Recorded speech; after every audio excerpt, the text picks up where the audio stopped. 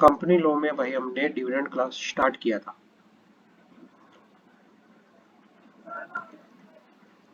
Last class में हमने पढ़ा था डिविडेंड होता क्या है, कहाँ से डिविडेंड दिया जाता है, कितनी तरह का डिविडेंड होता है, हाँ कितने टाइम के अंदर डिविडेंड पे कर दिया जाना चाहिए। हमने ये सारा लास्ट क्लास के अंदर पढ़ा था। आगे बढ़ते हैं, कंटिन्यू करते हैं अपनी क्लास को डिविडेंड की। आगे हमारे पास आता है कंसेप्ट डिविडेंड मैंडेट क्या होता है। डिविडेंड मैंडेट, मैंडेट का मीनिंग होता है कोई राइट कोई पावर। मैंडेट का मीनिंग क्या होता है, कोई राइट कोई power. The register holder, register holder का मीनिंग यहाँ पे किससे है, शेयर होल्डर से, मेंबर से। मैंडेट का मीनिंग क्या बोले सर? मैंडेट का मीनिंग होता है कोई राइट कोई पावर। रजिस्टर होल्डर यानी मेंबर ऑफ द कंपनी, वो may ask the company, company को बोल सकता है to send the dividend to his banker, कि वो डिविडेंड किसको सेंड कर दे, उसके बैंकर को। जहां पे भी रजिस्टर होल्डर का, मेंबर का अकाउंट होगा जिस भी बैंकर के पास, तो भाई वो क्या कह सकता है, कंपनी को ये बोल सकता है मेंबर की मेरा डिविडेंड मेरे बैंकर को सेंड कर दिया जाए, या किसी दूसरे पर्सन को which the company is bound to owner. In the case of joint holding, if dividend is payable to person other than the registered holder named first in the register of member, such a request shall be signed by the all the joint holder। भाई क्या है, क्या होता है joint holder के case में, मान लो एक शेयर को 3 लोगों ने मिलकर परचेज कर रखा है, ए बी सी। वैसे तो कंपनीज एक्ट कहता है, कंपनीज एक्ट ये कहता है कि भाई रजिस्टर ऑफ मेंबर के अंदर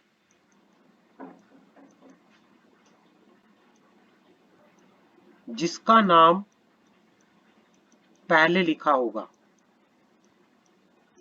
जॉइंट होल्डर में जिसका नाम पहले लिखा होगा उसी के पास राइट होते हैं, उसी के पास राइट होते हैं। किस चीज के, right to vote, dividend, right to voting right, right to dividend, right to participate and vote in the meeting. ये सारे राइट किसके पास होते हैं, जिसका नाम रजिस्टर मेंबर में पहले लिखा होता है। पर मान लो किसी दूसरे पर्सन को, जॉइंट होल्डर में ए का नाम पहले लिखा था, पर मान लो डिविडेंड जो है वो बी रिसीव करना चाहता है, तो पहले सारे के सारे जॉइंट होल्डर क्या देंगे, अपनी कंसेंट देंगे कि भाई हाँ कर दे सकते हो, तब जाके डिविडेंड उसको दिया जाएगा। मैंडेट दी जाएगी, एक राइट दिया जाएगा। समझ आ गई। Dividend warrant should be send with in 30 days pursuant to section 127 of the act, where dividend has been declared by the company it has to be paid।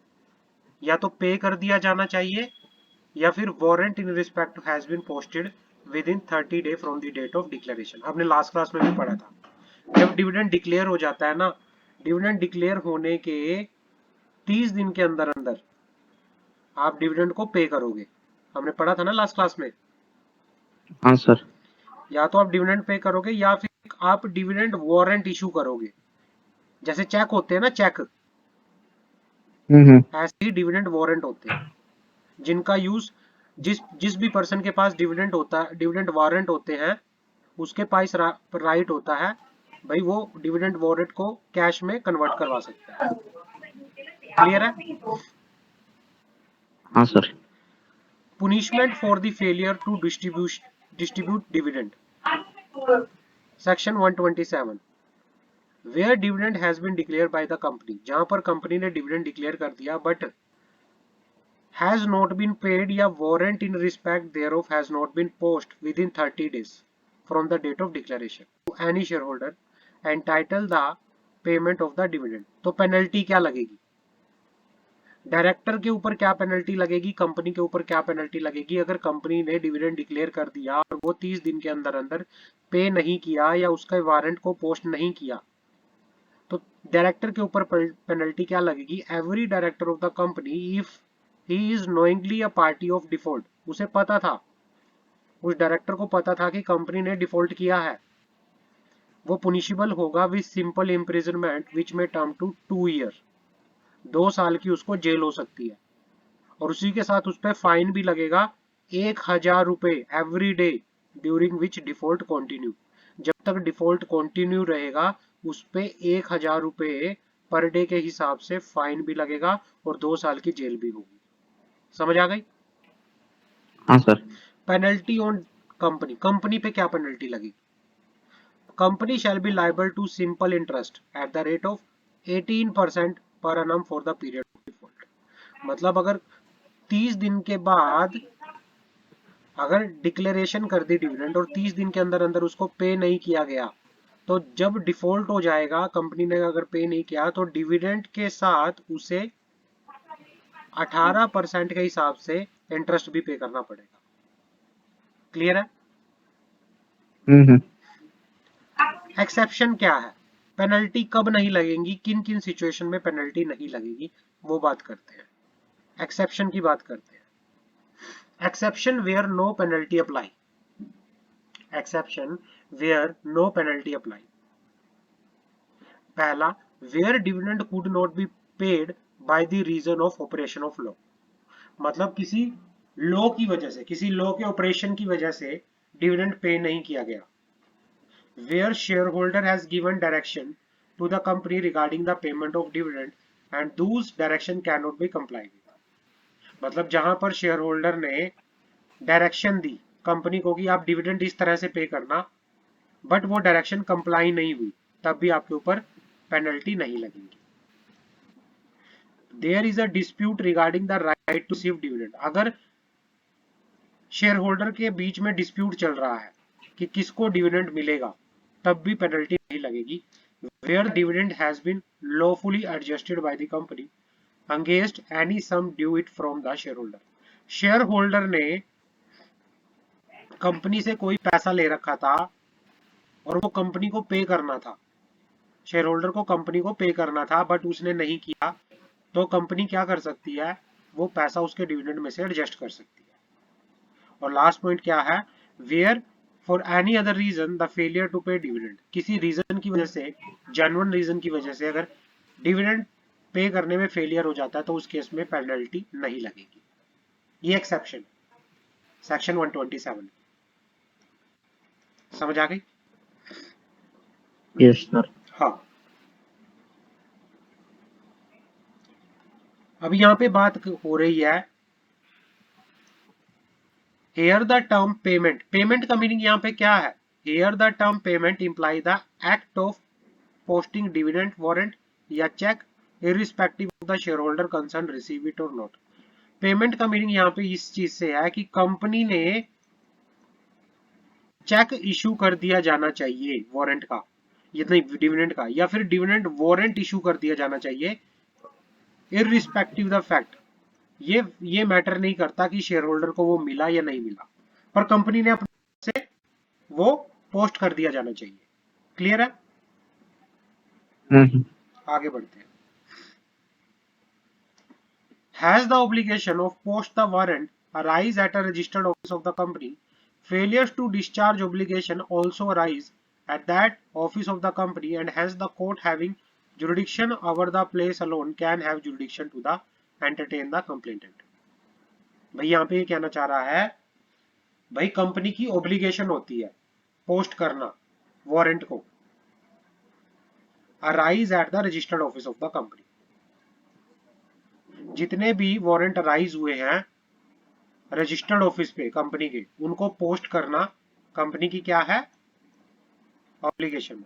अगर कंपनी फेल हो जाती है, अगर कंपनी फेल हो जाती है तो फिर क्या हो सकता है, जिस भी एरिया के अंदर कंपनी का रजिस्टर्ड ऑफिस हो सकता है, वहां की कोर्ट की जुरिडिक्शन होगी उस प्लेस के ऊपर, वहां पर आप कंप्लेंट फाइल कर सकते हो, उस कोर्ट में आप कंप्लेंट फाइल कर सकते हो। समझ आ गई? Hmm. Mode of payment of dividend, dividend कैसे पे किया जा सकता है? आप डिविडेंड कैश से, चेक से, डिविडेंड वारंट से, इलेक्ट्रॉनिक मोड से, किसी भी तरह से डिविडेंड पे कर सकते हो, डिविडेंड पे कर सकते हो। In case of joint holder, dividend can be paid to person whose name enter in the registered first. Joint holder के केस में जिसका नाम पहले होगा ना रजिस्टर ऑफ मेंबर में, उसको डिविडेंड दिया जा सकता है। Payment of dividend is made to another person if directed by share holder और जॉइंट होल्डर इन राइटिंग। किसी दूसरे पर्सन को भी डिविडेंड पे किया जा सकता है अगर शेयर होल्डर ने या सारे के सारे जॉइंट होल्डर ने रिटर्न में कंपनी को बोला हो कि आप उस पर्सन को मेरा डिविडेंड कर दीजिए। In case of share held in demat form, अगर आपके शेयर डीमैट फॉर्म में है तो dividend is paid to the beneficiary, beneficiary को दे दिया जाता है। उस name are provided by CDSL NSDL, depository होते हैं ये। मतलब अगर आपके शेयर डीमैट फॉर्म के अंदर है तो जिसका नाम भी डिपॉजिटरी के बेनिफिशियल रिकॉर्ड के अंदर एज अ बेनिफिशियरी जिसका नाम होगा, बेनिफिशियल ओनर के रिकॉर्ड के अंदर जिसका भी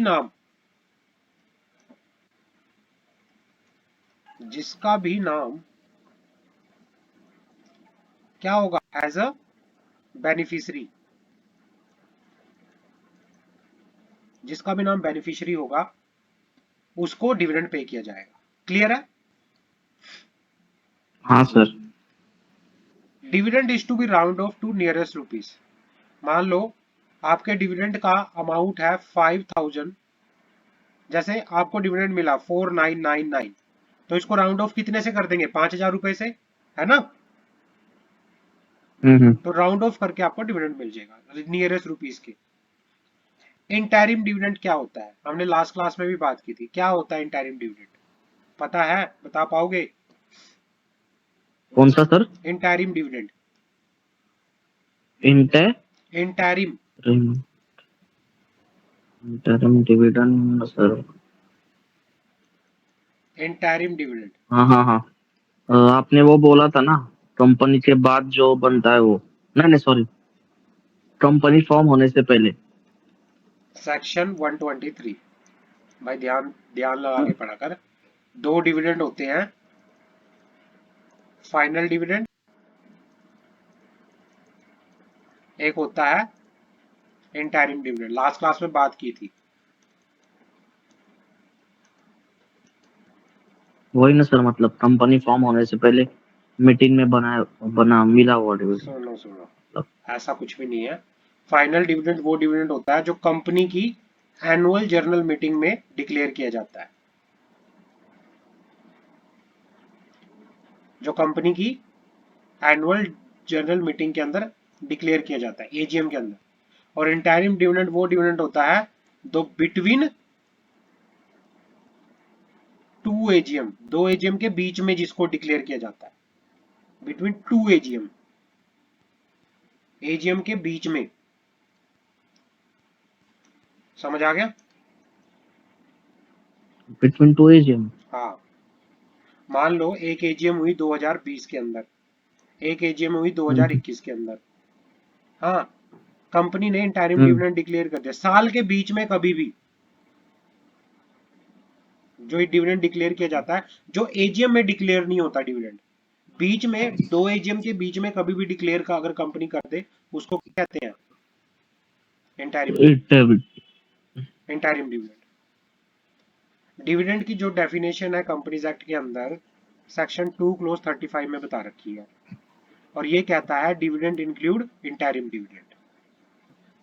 तो हम डिविडेंड में इंटरिम डिविडेंड भी इंक्लूड करते हैं। तो इंटरिम डिविडेंड भी पढ़ना बहुत इंपॉर्टेंट है, इंटरिम डिविडेंड की नॉलेज होना भी बहुत इंपॉर्टेंट है। सेक्शन 123 सब सेक्शन 3 के अंदर इंटरिम डिविडेंड की बात होती है। As per section 2 clause 35 of the companies act 2013, dividend include interim dividend, dividend include interim dividend. Interim dividend is usually paid in the middle of the year. समझ आ गई?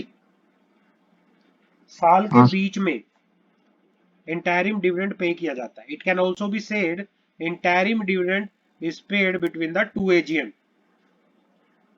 Payment of interim dividend is optional.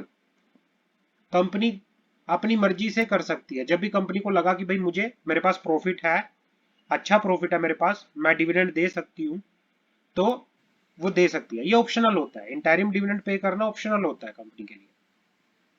Payment of interim dividend जो होता है optional होता है।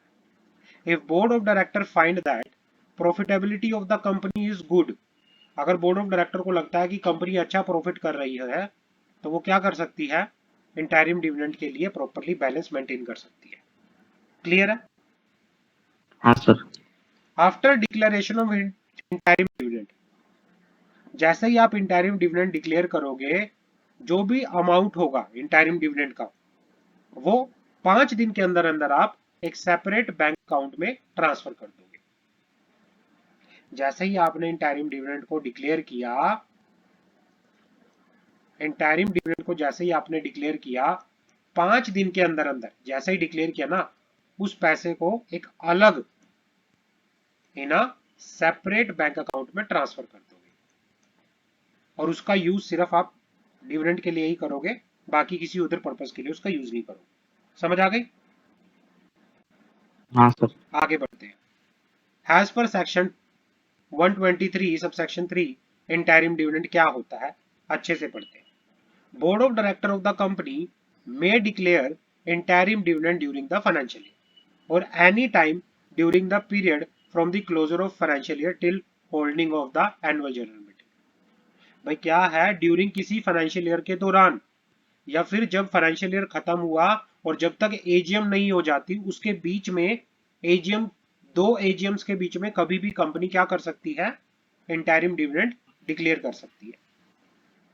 तो ये समझ आ गया इंटरिम डिविडेंड कंपनी कब हाँ डिक्लेयर करती है? हाँ सर। साल के बीच में कभी भी कर सकती है, during the year. Hmm. During the year, दो एजीएम के बीच में कभी भी कर सकती है, during the year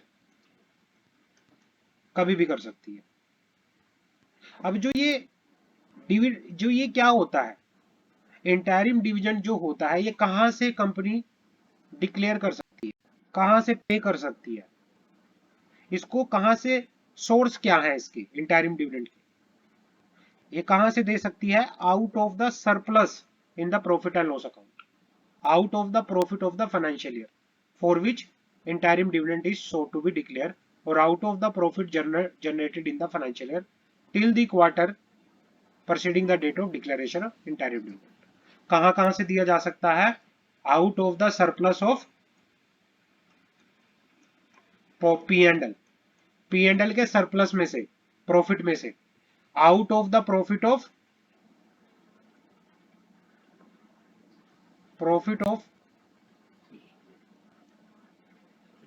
of the profit of financial year for which interim dividend is so to be declare. मतलब जिस साल के लिए इंटरिम डिविडेंड को डिक्लेयर किया जा रहे हैं, उस साल के प्रॉफिट में से किया जा सकता है, या फिर out of the profit generated in financial year, किसी फाइनेंशियल ईयर में अगर कोई प्रॉफिट जनरेट किया गया है, तो उसके क्वार्टर से, मतलब 3 महीने पहले जो भी प्रॉफिट कंपनी ने, मतलब उस till the quarter preceding the date of declaration, till the quarter preceding the date of declaration of the interim dividend। समझ आ गया कहां कहां से दिया जा सकता है?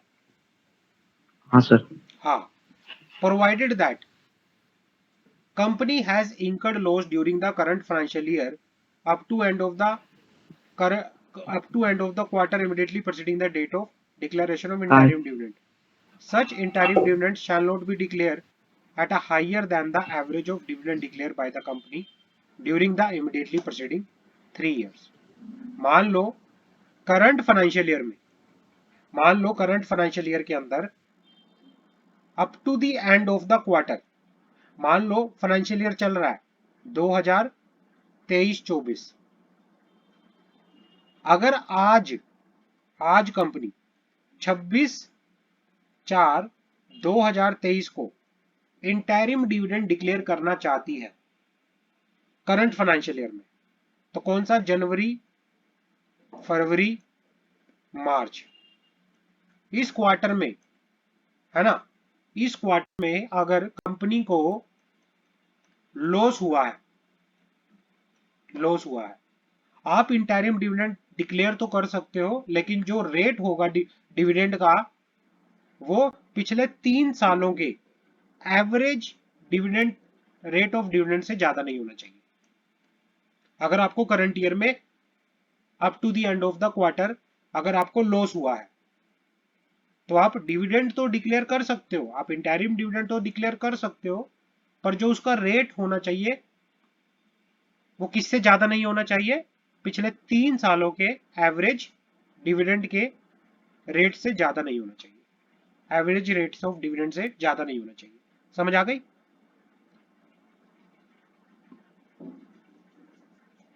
क्लियर है?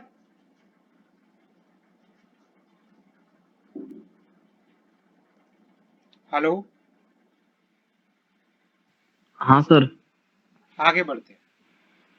Deposit of interim and final dividend in bank, section 123 sub section 4। Amount of interim dividend final dividend shall be deposited in a separate account in a scheduled bank within 5 days of declaration of interim dividend by board or at an annual general meeting as the case may be। भाई क्या है, जैसे ही कोई interim dividend या final dividend, interim dividend declare कौन करता है? Board. और फाइनल डिविडेंड कहां पे? एजीएम के अंदर। यहां से कोई भी डिविडेंड डिक्लेयर हुआ, उसके 5 दिन के अंदर अंदर डिक्लेरेशन के 5 day from declaration, 5 day from declaration, आप क्या करोगे? उस पैसे को ट्रांसफर कर दोगे, एक सेपरेट बैंक अकाउंट में, क्लियर है यहां तक? हाँ सर। हाँ, आगे बढ़ते हैं, यहीं तक पढ़ो, ये दिस इज नॉट इंपॉर्टेंट। आगे बढ़ते हैं। Payment of dividend in proportion to the time and amount pay, section 51। जो डिविडेंड पे किया जाता है ना किसी शेयर होल्डर को, जितना जितना उसने अपना शेयर में पैसा पे कर रखा है उसके प्रोपोर्शन में दिया जाता है।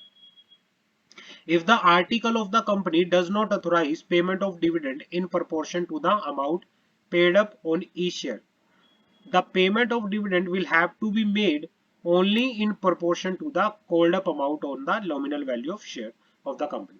वैसे तो नॉर्मल केस क्या है, जितना आपने शेयर्स को परचेज करने में पैसा पे कर रखा है ना, उसके प्रोपोर्शन में आपको डिविडेंड मिलेगा, उसके प्रोपोर्शन में आपको डिविडेंड मिलेगा। बट अगर आर्टिकल के अंदर ऐसा कुछ प्रोविजन नहीं है, तो फिर डिविडेंड आपको कितना मिलेगा? तब कंपनी डिविडेंड पे करेगी। The payment of dividend will have to be made only in proportion to the called up amount, of the nominal value of the share, called share capital of the company। फिर called up amount के proportion में मिलेगी। अगर article में कुछ ऐसा नहीं लिखा हुआ, फिर जितना कंपनी ने कॉल अप कर रखा है ना, पैसा डिमांड कर रखा है, प्रोपोर्शन में कंपनी क्या करेगी? डिविडेंड पे करेगी। समझ आ गई? Sir. Dividend has to be paid to all the shareholder in the same ratio irrespective of the time factor। ये क्या कहना चाह रहा है यहां पर कि जो डिविडेंड है, मतलब क्या होगा? पैरी पासू होते हैं, पैरी पासू, इक्वल, सबको इक्वली मिलेगा। जो डिविडेंड है हर एक शेयर होल्डर को इक्वली ट्रीटमेंट किया जाएगा। ओए अलिस्टेड company as per the direction of SEBI and listing condition has to pay dividend to the all the shareholder on pari passu basis equally। pari passu का meaning होता है equally with the existing shareholder of the company irrespective of the time and amount paid by them। It means even if the company has made allotment of new share on a 28th of March 2014, the new shareholder shall be eligible to participate and receive the dividend for the whole of the year, irrespective that they have brought the capital on 28th March, only on 28th मार्च 2014। मान लो 31 मार्च को 2014 को अगर कोई company dividend declare कर रही है और कोई एक नया शेयर होल्डर आया था 28 मार्च को, तो उसको भी क्या मिलेगा? डिविडेंड मिलेगा, उसको भी पूरे साल का डिविडेंड मिलेगा। समझ आ गई? हाँ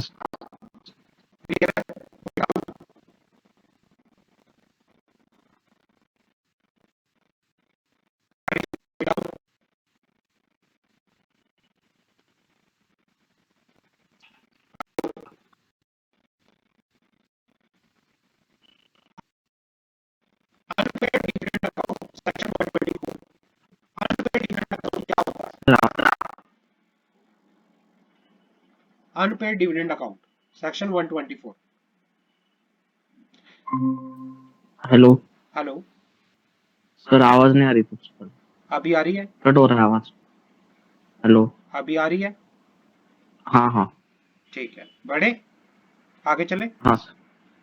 ओके, अब आगे बात करते हैं अनपेड डिविडेंड अकाउंट की, सेक्शन 124। सेक्शन 124 क्या कहता है? Unpaid dividend account. In terms of section 124 subsection 1, where dividend declare by the company या बोर्ड इंटरिम या फाइनल, कोई भी डिविडेंड अगर कंपनी ने डिक्लेयर किया है, कोई इंटरिम डिविडेंड था या कोई फाइनल डिविडेंड था, एज द केस में भी, कितने दिनों के अंदर अंदर उसकी पेमेंट हो जानी चाहिए? डिक्लेरेशन के कितने दिनों के अंदर अंदर उसकी पेमेंट हो जानी चाहिए? किसी कंपनी ने डिविडेंड डिक्लेयर किया है तो डिविडेंड डिक्लेयर होने के कितने दिनों के अंदर अंदर पेमेंट हो जानी चाहिए? बताओगे? 30 डेज। 30 डेज के अंदर अंदर, 30 दिन के अंदर अंदर डिविडेंड की पेमेंट हो जानी चाहिए। अगर 30 दिन के अंदर कंपनी ने डिविडेंड की पेमेंट नहीं करी तो कंपनी क्या करेगी? ये लिखा हुआ है कि in terms of section 124 subsection 1, where dividend declare by the board और अ कंपनी, या तो इंटरिम या फिर फाइनल, या तो इंटरिम या फिर final, as the case may be, has not been paid और क्लेम विद इन 30 डेज, 30 दिन के अंदर अंदर उसको नहीं पे किया गया from the date of declaration, company क्या करेगी? उस डिविडेंड को, उस अनपेड अनक्लेम डिविडेंड को ट्रांसफर कर देगी, एक अलग से नया बैंक अकाउंट ओपन करेगी। उस बैंक अकाउंट का नाम होगा unpaid dividend account. Unpaid dividend account, company ने डिविडेंड डिक्लेयर किया, 30 दिन के अंदर अंदर पेमेंट हो जानी चाहिए थी, 30 दिन एक्सपायर हो गए, कंपनी ने डिविडेंड पे नहीं किया, तो जो भी डिविडेंड का पैसा होगा अगले 7 दिन के अंदर अंदर, जैसे ही 30 दिन एक्सपायर होंगे उससे आगे 7 दिन के अंदर अंदर एक अलग से बैंक अकाउंट ओपन खुलवाया जाएगा शेड्यूल बैंक के पास, और एक अकाउंट ओपन होगा अनपेड डिविडेंड अकाउंट, और 7 दिन के अंदर अंदर from the date of expiry of 30 day वो सारा पैसा अनपेड डिविडेंड अकाउंट में ट्रांसफर कर दिया जाएगा। समझ आ गई? आगे बढ़ते हैं, पेनल्टी की बात करते हैं। पेनल्टी की, pursuant to the section 124 subsection 3, if company make a default in transferring the unpaid unclaimed dividend to unpaid dividend account, अगर कंपनी ने पैसा अनपेड डिविडेंड अकाउंट में ट्रांसफर नहीं किया, डिफॉल्ट कर दिया, तो क्या होगा? कंपनी को इंटरेस्ट पे करना पड़ेगा। जिस दिन से डिफॉल्ट शुरू हुआ है ना, 12% उस अमाउंट पे क्या करना पड़ेगा? इंटरेस्ट पे करना पड़ेगा। समझ आ गई? हाँ सर। चलो आगे बढ़ते हैं।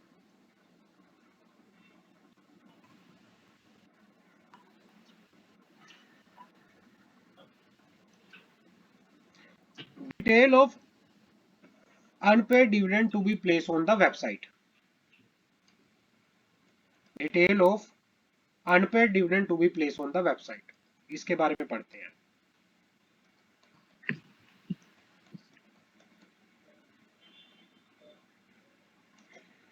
Detail of the unpaid dividend, जो भी अनपेड डिविडेंड था ना उसकी पूरी डिटेल कंपनी अपनी वेबसाइट पे भी बता के चलेगी। अब डिटेल में क्या क्या बताया जाएगा वो बात करते हैं। The company in term of section 124 subsection 2 shall with in a period of 90 days, 90 दिनों के अंदर अंदर, जब वो अनपेड डिविडेंड अकाउंट में पैसा ट्रांसफर करेगी उसके 90 दिनों के अंदर अंदर सारी की सारी डिटेल्स और उस unpaid dividend accounts, share holder जिसको, उस शेयर होल्डर का नाम, उसका एड्रेस, भाई जिसको डिविडेंड कंपनी ने पे नहीं किया, अपनी वेबसाइट के ऊपर पब्लिश करेगी लिस्ट पूरी, जिसमें उन शेयर होल्डर का नाम आएगा जिनको डिविडेंड पे नहीं किया गया था, अनपेड डिविडेंड था जिनका। समझ आ गई? हाँ सर। आगे बढ़ते हैं। बैंक में owner dividend warrant up to 7 year. भाई जब कंपनी अनपेड डिविडेंड अकाउंट में मान लो डिक्लेरेशन हुई डिविडेंड की, डिक्लेरेशन के 30 दिन के अंदर अंदर आपको डिविडेंड पे करना था बट नहीं किया, 30 दिन जैसे ही एक्सपायर होंगे अगले 7 दिन के अंदर अंदर, 30 दिन के एक्सपायर होने के 7 दिन के अंदर अंदर आपको उस डिविडेंड को कहां ट्रांसफर करना पड़ेगा? अनपेड डिविडेंड अकाउंट में, अनपेड डिविडेंड अकाउंट में। और जिस दिन आप अनपेड डिविडेंड अकाउंट में ट्रांसफर कर दोगे ना उसके 90 दिनों के अंदर अंदर आपको वेबसाइट पे भी डिटेल बतानी पड़ेगी अनपेड डिविडेंड अकाउंट की, अनपेड डिविडेंड अकाउंट की। और अनपेड डिविडेंड अकाउंट में ये पैसा 7 साल तक पड़ा रहेगा। 7 साल तक मेंबर के पास राइट है कि भाई आप जिस भी मेंबर को, मान लो ऋषिकेश के पास शेयर थे रिलायंस के, किसी भी कंपनी के, उसका डिविडेंड था 5,000 रुपए, ये ऋषिकेश ने नहीं लिया और इसका ये जो डिविडेंड है ये अनपेड डिविडेंड अकाउंट में पड़ रहा है, तो तेरे पास 7 साल तक का टाइम है, तू इन पैसे को निकलवा सकता है। सेक्शन 124 हाँ हाँ। subsection 4 allow the company to ensure that member who have not encashed their dividend warrant claim their dividend by presenting their revalidated warrant to the bank before the expiry of 7 years sorry। भाई क्या है, तू अपने dividend warrant को, जो भी तेरे पास dividend warrant होगा ना उसको दिखा के, जो अनपेड डिविडेंड अकाउंट में तू बैंक के पास जाएगा, डिविडेंड वारंट को दिखाएगा, 7 साल के अंदर अंदर तू अपने पैसे को निकलवा सकता है। समझ आ गई? हाँ sir. Action by the company after 7 year, जब 7 साल कंप्लीट हो जाएंगे उसके बाद कंपनी क्या एक्शन लेगी? Action by the company after 7 year, section 124 subsection 5, where any money remain unpaid unclaim for 7 year after the date of transfer. मान लो 7 साल एक्सपायर हो गए, फिर जो ये पैसा, ये डिविडेंड है ना, ये ट्रांसफर हो जाएगा कहां पे? अनपेड डिविडेंड अकाउंट से निकाल के इसको कंपनी कहां ट्रांसफर कर देगी? इन्वेस्टर एजुकेशन प्रोटेक्शन फंड के अंदर, IEPF, investor education protection fund. Government का एक सर ये फंड, कल भी पढ़ा था हमने ना, हाँ है ना? गवर्नमेंट का एक फंड होता है इन्वेस्टर एजुकेशन प्रोटेक्शन फंड, उसमें ट्रांसफर कर दिया जाएगा। समझ आ गई? हाँ सर। हाँ, अब आगे बढ़ते हैं। और जो भी शेयर्स, डिविडेंड भी ट्रांसफर हो जाएगा, डिविडेंड तो होगा ट्रांसफर, और जो इस डिविडेंड से रिलेटेड जितने भी शेयर्स थे ना, जितने भी शेयर्स थे वो भी 7 साल के बाद share in respect of unpaired dividend, all the share in respect of which dividend has not been paid claim for 7 consecutive years or more shall be transferred by the company in the name of investor education protection fund along with statement with such detail has been prescribed। मतलब मान लो तेरे shares थे, तेरे shares थे किसी company के अंदर, रिलायंस के अंदर मान ले 500 शेयर्स, उन शेयर पे तेरा डिविडेंड था, तूने 7 साल हो गए वो डिविडेंड रिसीव ही नहीं किया। 7 साल के बाद वो सारे के सारे कहां ट्रांसफर हो जाएंगे, इन्वेस्टर एजुकेशन प्रोटेक्शन फंड के अंदर, तेरा डिविडेंड प्लस तेरे शेयर्स भी आईईपीएफ में ट्रांसफर हो जाएंगे। क्लियर है? हाँ सर। हाँ, कंपनी तेरे शेयर्स को, डिविडेंड को इन्वेस्टर एजुकेशन प्रोटेक्शन फंड में ट्रांसफर कर देगी, provided that any Clement of share transfer above shall be entitled to claim the transfer from investor education fund in accordance with such procedure and submission of such documentation. Sir आवाज थोड़ा सा- hello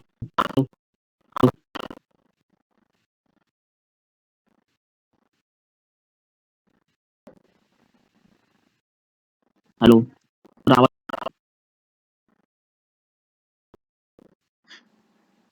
hello